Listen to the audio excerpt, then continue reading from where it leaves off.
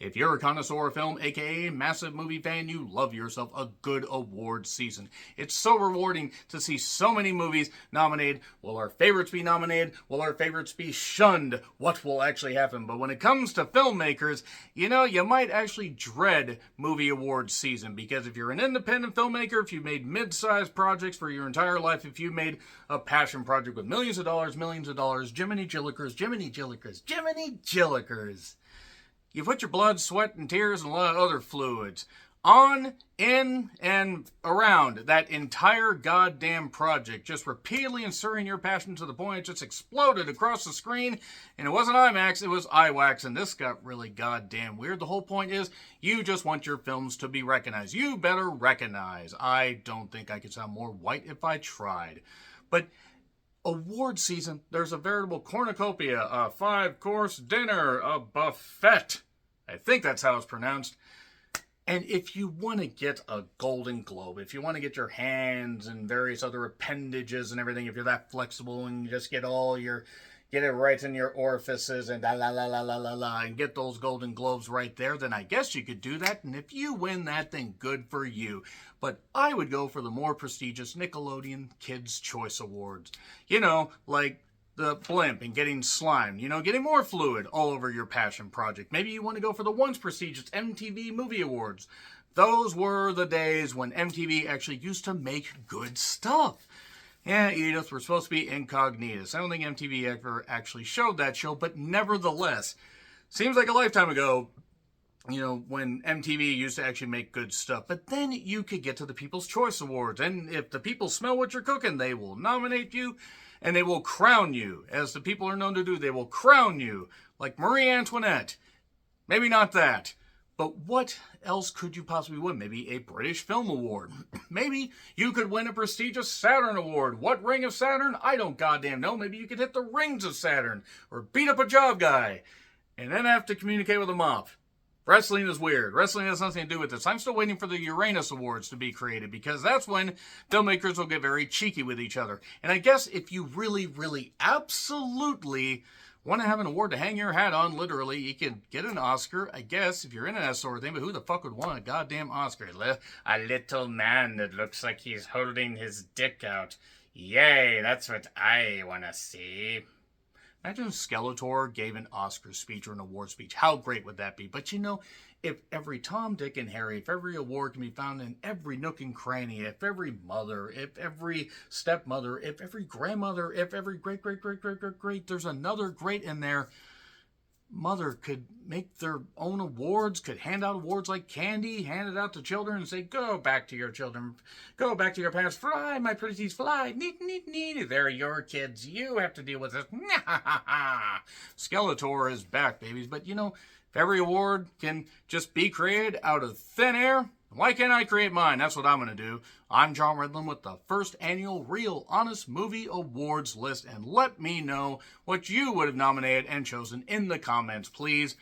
Have some fun. I have some categories, and here's how we're going to do it. So I'm going to go through the nominations of one particular category, and then I'm going to give the winner, and for every winner that's good, I'm going to do this, and for every winner that's bad, I'm going to hold up a Dusty Swiffer. So, good, gold thumb. Thank you, Jen, for sending me this, by the way. I really do appreciate it. And bad, Swiffer. Swift up with pickup. God, I forgot I'm allergic to dust. Okay, that was a mistake. But yes, that is the whole thing right there. So let's get started with the first category. God damn, dust is flying all around here. I hope that's dust. Anyway, Best Neon Studios offering. So Infinity Pool, Sanctuary, It Lives Inside, How to Blow Up a Pipeline, and The Royal Hotel. No, we are not using a phone system from this century. And I do also want to add, before I say the winner, that all of these movies and more were reviewed on the Real Honest Movie Reviews playlist, because I reviewed 276 movies last year. So basically, that's the criteria. Anything that I watched from January 1st, 2023, even if it came out in limited release in 2022, if I saw it in 2023 when it got a wide release, it counts. And anything till the end of 2023.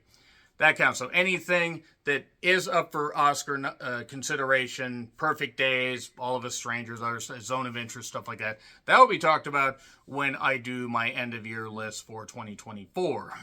Because movie release schedules are weird. So yes, Those are the Neon Studio offerings. So, what is the winner? Da, da, da, da, da, da, da. It was tough, but Sanctuary, because, God, that movie was, I believe it was Amanda the Jedi put it, 50 Shades of Fucked, and yeah, it was. It was messed up. Margaret Qualley was absolutely tremendous. Humorous, gorgeous. She was great in it. It was just two people in a goddamn hotel room doing, role play stuff and very, very messed up shit, but it was really good.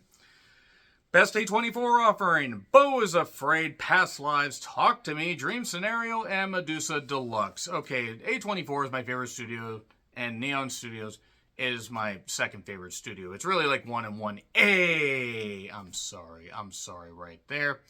But nevertheless, I did actually forget also, we're going to give the golden up to Sanctuary. Thank you. I'd like to thank the Academy. So, with those things considered for A24, Past Lives, yay! Celine Song's tremendous telling of long-lost love and lovers reunited, childhood love and childhood sweethearts, and Greta Lee was just tremendous acting all around. Great stuff. I loved it. I goddamn loved it. It was so good. So good. So fucking good. I loved it. It's great. We might be revisiting Past Lives a little bit later. Ha ha ha. So, we get to Best Music. Bottoms. Yeah, I mean, just great music all around. One of the best goddamn comedies I've seen in the last, 20 years. Godzilla -1. We'll be revisiting that one. Just spoiler there. Poor Things. Cocaine Bear, just because of the soundtrack choices. And The Boy and the Heron. So, the music choice was... Bottoms. I mean, the complicated mention and wanting that trophy. Charlie XCX should have whatever she wants. Just look at her. But no, great stuff. The music choices are fantastic. It was just so tremendous. Bottoms was so great. So that's what I gotta say. I gotta thank the FAP Academy. I think that's what it is.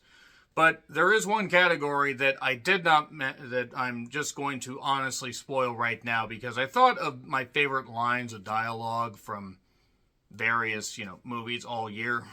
And there were some great ones. The Holdovers had a lot of great lines. Dream Scenario had some great lines. A lot of witty dialogue going on. D&D, Honor Among Thieves, and a lot of it. Joyride had a lot of great stuff. Sherry Cola was a delight. Ashley Park was a delight. It was a great, ensemble cast there. But the line of the year, and those that have seen the movie will understand, is your war finally over from Godzilla -1?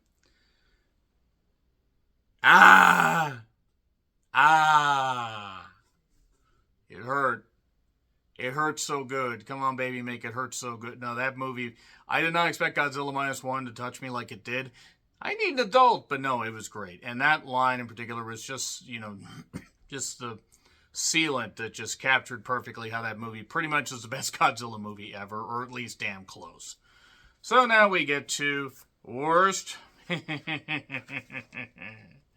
get the worst music, by the way. I had to do the line one, but worst music. So, Fear. I mean, because anything that has uninspired music like that for an uninspired horror movie deserves to be mentioned. Knock at the Cabin. Besides Batista, I mean, does anybody really remember anything positive about Knock at the Cabin? The music was not very good. Quasi, because Quasi was shit all around. Peter Pan and Wendy, because even the music was boring enough to make you think that the movie was actually hacked out by AI. And Knights of the Zodiac, because the music was as uninspired as the filmmaking. And worst music. Da, da, da, da, da, da, da. Peter Pan and Wendy. For the reasons I just said. Lazy, uninspired, boring, and bullshit.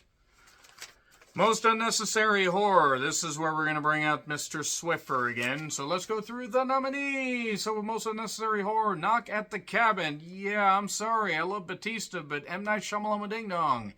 Chang Shabab used to do good movies, and now he can fuck the hell off, and his daughter is going to be directing one coming soon called The Watchers. But, yeah, Knock at the Cabin. The Exorcist Believer. I mean, who was fucking asking for David Gordon Green to ever be allowed to out of his goddamn house again after Halloween Ends?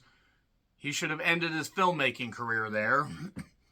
Voyage of the Demeter. Last Voyage of the Demeter. It should have been The Last Voyage for everybody involved in that because it was just not very good. Cobweb. Who really asked for a movie that was like literally cobbled, ironically, together with a bunch of bullshit? And Bird Box Barcelona. Yeah. Now, there's a lot of unnecessary horror, but I just went with those. And the winner, Bird Box Barcelona. I mean, come on. Come on. Bird Box Barcelona was terrible. Absolutely terrible. The first Bird Box was absolute dog shit. It killed off Sarah Paulson. Sorry, spoilers. Movie's been out for a bit. But there you are. That's really all I have to say right there. So let's get to Best Opening. So I'm just going to mention the movies and just give a brief synopsis of that. But Talk to Me. Yeah, you don't want to go to that party, do you? Bottoms was just great as far as just Rachel Sennett and Io Edbury. I always screw up her name, which is terrible because she was actually in two things I really liked last year. I didn't see The Bear yet. I actually need to watch it at some point. She was in Bottoms and she was in Theater Camp, but she was great there. Are You There, God? It's Me, Margaret. Just had a tremendous opening because it just set the tone for just pretty much a perfect movie, at least for this age. Super Mario Brothers. Yahoo! And Evil Dead Rise, with pretty much the best title reveal of like the last like 15 to 20 years. It's like right up there with like great title reveals. And so, best opening, I'm just going to say Talk to Me and Evil Dead Rise. You know why? Because it's my awards. I can pick two. It's just for fun. It's been itching for a while. But anyway, in all seriousness, Talk to Me had that great opening with the party, and Evil Dead Rise had that great title reveal over the goddamn Horizon. Not Event Horizon, because nobody wants to talk about Event Horizon. So, let's get to worst opening, The Strays, because it somehow started out somewhat promising and turned out shit. The Exorcist Believer also turned out complete shit. Opened bad and got worse. Kill Her Goats, because that opening was somewhat promising, if not a little bit gory. They probably blew most of the budget right there with that, but then it went to porn actresses basically acting stupid. And then Meg 2, The Trench. You know, that movie that took too long to become a Meg movie. And Nefarious, because right off the bat you realize it's right-wing Christian propaganda bullshit. So now we go to worst opening. Oh, Exorcist Believer. I can't believe that's you. It's just a Swiffer again.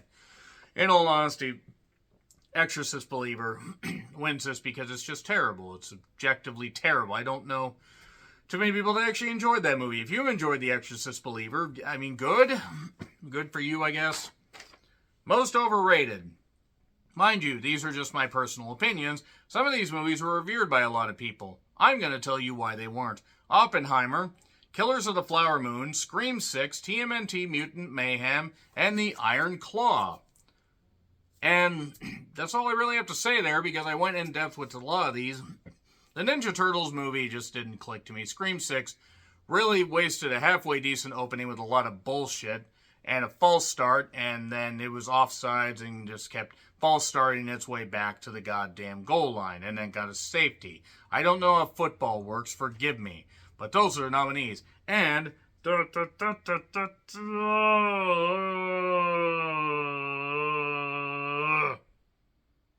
yeah, most overrated is Scream 6. Because for all the reasons I mentioned right there. Also, stupid killer reveals. Just want to say that. Stupid killer reveals. So, the most underappreciated. I was going to call this most underrated, but I'm going to call it most underappreciated. So, we go with this. I run such a professional goddamn production. Can you tell? It's just me babbling and having fun. Are You There, God? It's me, Margaret. Joyride. Joyride deserves so much more love than it got. Perpetrator was a great Shudder original. It was messy. And if that was English, then great. Polite Society and the Persian version. The Persian version made me cry because it was really good. Now, most underappreciated. We go with this. Are You There, God? It's me, Margaret. Why wouldn't it be? I mean, come on. Are You There, God? It's me, Margaret was fucking tremendous. So now we go to more lists. But Are You There, God? It's me, Margaret is just a perfect like encapsulation of adolescence and wanting to grow up and then sometimes realizing growing up can be tough. But it was really good. Really sweet. But not sweet to the point of hitting you over the head with anything. So, most soulless sequel or revamp of a classic IP.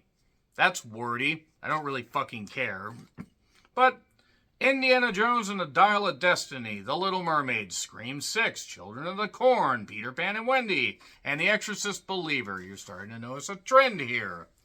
So, most soulless sequel revamp of a classic IP. Indiana Jones 5 and The Little Mermaid. Did you see either of them? If the answer is yes, you know why. Indiana Jones 5 was a waste of $300 million. And The Little Mermaid, Halle Bailey did not deserve the racism she got. Nobody deserves racism just for simply existing. She was pretty much the only good part of that movie. And that's sad because Javier Bardem and other people were in it. But they had Awkwafina rapping. And I'm sorry, nobody needed to hear that. Scuttle is now my least favorite character in all of the Little Mermaid universe. Thanks, Awkwafina, you weird spelling weirdo. So anyway, yeah, Indiana Jones 5 and The Little Mermaid. Now we go to best ending. I'm not going to spoil these endings. But we go to When Evil Lurks. We go Talk to Me. We go to Past Lives. We go to Poor Things. We go Godzilla -1. We go Sisu. When Evil Lurks just has that shot that just will live on in my mind. And just so many, just all these endings are just great. Poor Things is really hilarious. But we go to best ending. Ta-da! Godzilla -1. Such a professionally run award show. Godzilla -1 deserves it, even though you have to question how that particular character survived a certain incident. And if you've seen the movie, you know what I'm talking about. Like, what? You know what? Rolling with it. Don't care. But, yeah, Godzilla -1 gets best ending. Worst ending. Sick. Children of the Corn, Knock at the Cabin, Scream 6, Knights of the Zodiac, and Good Boy. And the winner is Children of the Corn. Because that movie had no right to exist, sat on the shelf for nearly 3 years, and somehow ended worse than it began, which is saying something because it was terrible. It was terrible. Really, really fucking terrible. I do not understand how that movie got made. And it was like the 12th entry in the long-running franchise. And somehow was the worst.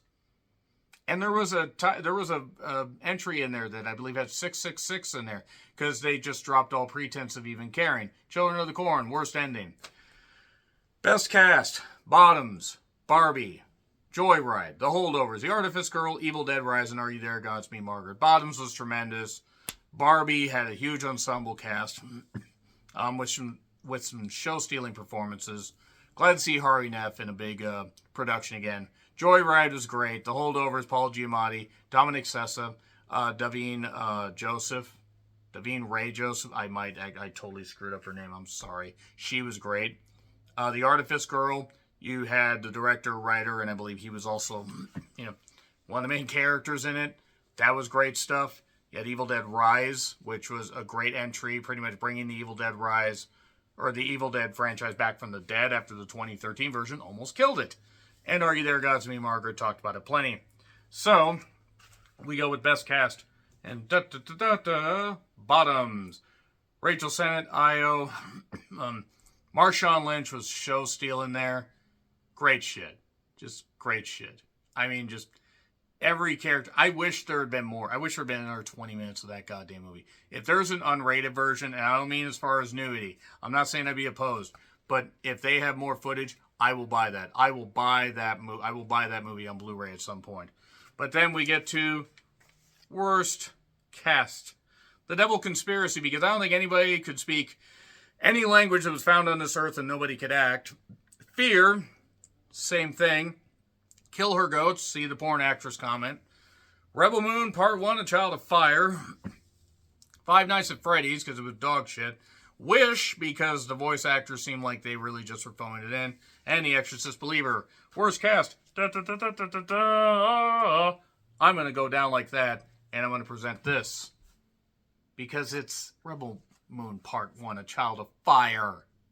Come on. Zack Snyder deserves to be dragged out to the street and just told to go home. Even though we would have had to have dragged him out of his home to drag him into the street, so it wouldn't have made sense. Zack Snyder is not a talented filmmaker. He's a lucky filmmaker. He doesn't know how to make a good film. And the second part's coming out in just a little bit. Am I going to review it? Probably. But let's get to Best Comedy. Bottoms, Joyride, D&D Honor Among Thieves. It had comedic elements, so it counts. Sisu, because I found it funny. And also it was great and bloody and action-filled. Sanctuary and Dream Scenario. You know, it's more of a dark comedy. So, the winner of Best Comedy. It's Bottoms. It's Bottoms. Just in case you didn't figure that I wasn't going to drop any pretense right there. It's Bottoms. Because why not? Because why the fuck not? I mean, for all the reasons I've mentioned before. Worst comedy. 80 for Brady. You know, it's funny that most of that Jane Fonda was in like 4 movies I saw this year. Moving on, 80 for Brady, the book club sequel, and Ruby Gillman Teenage Kraken. Jane Fonda staying busy. I'll give her that much credit. 80 for Brady was pretty dog shit though. And that's sad because all those women have been in better things. Candy Cane Lane, because Eddie Murphy just is doing it for a paycheck at this point. Not that other actors don't, but Eddie Murphy has fallen from grace so much. Mithrigan, yeah, it wasn't funny enough to offset the bullshit amount of scares, and it wasn't scary enough to offset the bad amount of jokes, and the fact that none of the jokes landed.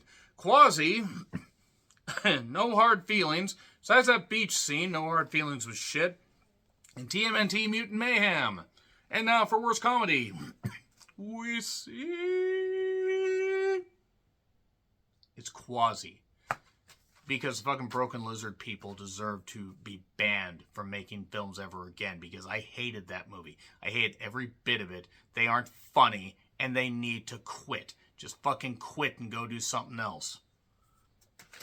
But anyway, we go to various remaining categories right here, even though I've pretty much gotten to the meep of the matter. Meep! Meep! So now we go to Best Horror. What could I have nominated for Best Horror, you're asking? When Evil Lurks, Talk to Me, It Lives Inside, Evil Dead Rise, and Influencer. What do you want from me? It wasn't exactly the banner year as far as like up and down the goddamn card, even though there were some pretty good things. But with all that in mind, what won Best Horror? It's When Evil Lurks. Because When Evil Lurks is in my top 5. Because it was from the director of Terrified. It literally was just gore-filled and just insane. And there was a point with a dog and a family member that just frightened me. And I watched a private screen of this. I'm just going to hold this up. I watched a private screen of that. I might actually watch it once I'm done shooting this. But I go, oh God, they did. Oh, Jesus. And I didn't care for Terrified. I wasn't sure how to feel about this. I had a private screening because nobody else showed up. And that was good because I was like, oh shit. The movie is fucked up in the best possible way and one of the best movies of the year. The best horror movie of the year. But now we get to the bad, the horrible, worst horror. Fear, Exorcist Believer, Children of the Corn, Scream 6, Insidious, The Red Back Door, Sleeping Beauties. Nobody from this planet was involved in that movie. And Bunker. Guys trying to act like they were in World War II when they had no dirt on their uniforms crawling across a field. But we get to worst horror. What could it be? It's The Exorcist Believer. It has to be The Exorcist Believer. I debated whether to put Leave the World Behind as worst horror. It was just horrifying that movie got made. But yeah, The Exorcist Believer. Body in the Blood, Body in the Blood. You're fucking stupid, you goddamn moron of kids. Most surprising. Our nominees are, by R I mean mine, Barbie, Super Mario Bros., D&D Honor Among Thieves, Evil Dead Rise, and The Artifice Girl. The Artifice Girl was only one that I put here because I'd heard stuff about it, and I was like, okay, is it really that good? I mean, okay, it's an independent film, sci-fi, whatever. We'll see how it is, and it was. It was very absorbing, and I look forward to what the next project from the director is. Most surprising, though, now we decide what could it possibly be, what it possibly be. Well, it was enough for me because Barbie. It's Barbie. If you would have told me that I would have liked Barbie, I would have laughed in your face, and then I would have had to have eaten crow because I wouldn't have believed you until it happened. But the moment they started playing Ants Marching, and even Margot Robbie, who I'm no fan of, She sold me on it, but Ryan Gosling was tremendous in this. But more on him later. Maybe you'll see. But yes, Barbie, most surprising movie of the year. Most disappointing. Oh boy, this honestly could have been 100 movies deep. Sick. Yeah, because Kevin Williamson returned and proved that he doesn't have it anymore. The Iron Claw, Oppenheimer, Meg 2, The Trench, Indiana Jones and the Dial of Destiny, and Thanksgiving. Thanksgiving probably shouldn't be on here, but for a movie that was purported to being so much fun, it had fun kills and was kind of just okay. So, we go to most disappointing. Let's see, Iron Claw. The Claw goes on you, and look, I'm going to explain why The Iron Claw is the most disappointing movie. Even though when I did most disappointing movies, this one was left off. Partly the reason was because I hadn't seen it yet, and I thought there's no way that movie could be disappointing. And it was. Even though it looked great, and the actors put their blood, sweat, and tears, and more bodily fluids in there, referencing that again, into their roles, I'm not going to fault their hard work. It was the inaccuracies that undid. I can understand missing a couple things. When you miss a particular life-changing event for one of the brothers by over 2 years, and you omit certain things to stretch, to cut, or to, allow for the movie not to run over when you could have cut other shit. No, you didn't want to do that. It wasn't good. It was a film for casual fans, and if you were any kind of historian, had any basic knowledge of it, yeah, The Iron Claw was pretty goddamn shit. At least disappointed. I mean, it was technically well made, but the more I think about it, the more I hate it. I didn't cry. I'm sorry, I didn't. I didn't find it heartbreaking. I found The Dark Side of the Ring and The Heroes of World Class and other stuff like that far more tear-jerking. Best cinematography, though. We go to Poor Things, When Evil Lurks, Past Lives, Evil Dead Rising, Godzilla -1. I mean, let's be perfectly honest. Those are all well worth it. Past Lives might actually be like the one that you might think, huh? But it's the way Celine Song framed those shots. Focusing on the couple characters. It was really, really good stuff. So, with all those nominees in mind, we will go to Best Cinematography for Poor Things. I Must Go Kick That Baby. Don't kick the baby. Emma Stone was tremendous. And Poor Things, I watched Wonka earlier that day and then went and watched Poor Things and actually drove 40 miles in bad traffic to Seattle to watch that movie because that's where it was playing at the time. And it was worth it. It was 100% worth it. Also because movie theaters don't bother starting their movie, don't actually bother starting the trailers at the time that the showtime goes. They always wait at least 5 to 7 minutes. I was able to get in there and pretty much see the rest of the trailers in a stadium theater where I had to take multiple escalators. It was an escalating problem. I hate escalators. I'll be taking steps to avoid them. I'm done now, but there we go. We just have a few more categories and then we are finished. But I'm German. So anyway, Best Actor. Here are the nominees. So we have Jeffrey Wright for American Fiction. He was fucking wonderful in that. That was a Regal Mystery movie I saw late in December, and I was happy I stayed to watch it. Paul Giamatti from The Holdovers. Ryan Gosling from Barbie. Super cool. Or so cool. And Ryunosuke Kamiki. The main hero from Godzilla -1. I really should just say his character name. Yeah, he was tremendous. He really invoked a lot of emotion with his performance. Joaquin Phoenix. And we also go with, from Beau is Afraid, by the way, just in case you're wondering. And Eden Dombrine from Close. Close is utterly heartbreaking. And that kid knocked it out of the fucking park. So we go to Best Actor. All those are worthy. All of them are worthy. I wanted to put Dominic Sessa there, but I didn't want to do two from the same movie. But Best Actor is Ryan Gosling from Barbie. Yeah, I know, surprising. Look, Paul Giamatti absolutely deserves an award and has gotten awards for his performance. But Ryan Gosling stealing the goddamn show as Ken, because he was just Ken, but he was more than just Ken. He was Knuff for me, and he was good. In fact, he was great, and that's why he's here. I'm not doing Worst Actress, I'm not doing Worst Actor, because I'm deciding to be positive until the very end. Best Actress, Abby Ryder Fortson from Are You There, God? It's Me, Margaret. The young lady that smashed it, absolutely just stole the show. Magnificent, great stuff here. Emma Stone from Poor Things. Natalia Solium. Help me. I've gone blank. Husara the Bone Woman. Or Husara the Bone Woman. All I know is it was Spanish, it was tremendous, and she delivered a hell of a goddamn performance. Lily Gladstone from Killers of the Flower Moon. Yes, I called Killers of the Flower Moon overrated in my review. Lily Gladstone was magnificent and absolutely deserves that mention. Tatum Matthews from The Artifice Girl, the little girl that was the AI and also, was on screen later on in the movie as a robot rendition, and she was fucking great. And Greta Lee from Past Lives. So, there you go there. You really can't go wrong. But Best Actress. Duh! Emma Stone from Poor Things. It was so close between her and Greta Lee. I'd like to see how close her and Greta Lee get. But I digress. Emma Stone really just smashed it in Poor Things. She did great stuff. And Greta Lee gets a nod as well because she was so great in Past Lives. But I'm giving a nod to Emma Stone. I will say right now, though, just in case you watch this before the Oscars, I hope Lily Gladstone does win.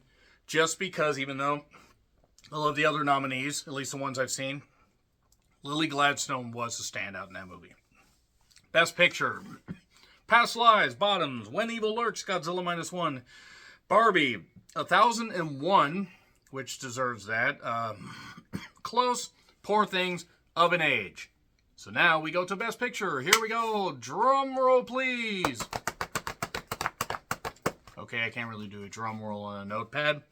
Past Lives. It's my favorite film of 2023. Yes, spoiler, if you haven't checked out my favorite movies list yet, or best movies list, Past Lives made me cry, made me laugh, sold me on everything. The more, and once you watch it and you read up how they framed the scenes and how they got the actors to interact with each other, it's even better because Celine Song did so great. So Past Lives deserves, in my opinion, the Best Picture of the year. So, Worst Picture, Rebel Moon Part 1, A Child of Fire, Exorcist Believer, Leave the World Behind. Everything about that movie is wrong. The Devil Conspiracy, Indiana Jones 5. Even though that wasn't in my top 10, I decided to put it here just because it was a soulless remake or sequel. Fear, Gran Turismo, and The Creator. Okay, Children of the Corn also, let's just be perfectly honest. So many movies could have won this, but who wins Worst Picture of the Year? It's Rebel Moon Part 1, A Child of Fire. As you can see in this Swiffer that's still dusty and is making me almost sneeze. It's Rebel Moon Part 1, A Child of Fire. I hated that movie. It's ironic that the worst movie of the year was the last movie that I watched in 2023. And that's it for the first annual, and anal, possibly, because people might get anal about these awards. And if you get anal just as long as you use lube, you'll be okay. But the first annual Real Honest Movie Awards list. There you go. So, I'd love to know what you guys have to say in the comments. And what are some of your personal favorite movies and worst movies and whatever? Who do you think's going to win at the Oscars? Let me know in the comments. Like, share, subscribe, Twitter handle in the description. I'm John Ritlin. I'll see you soon.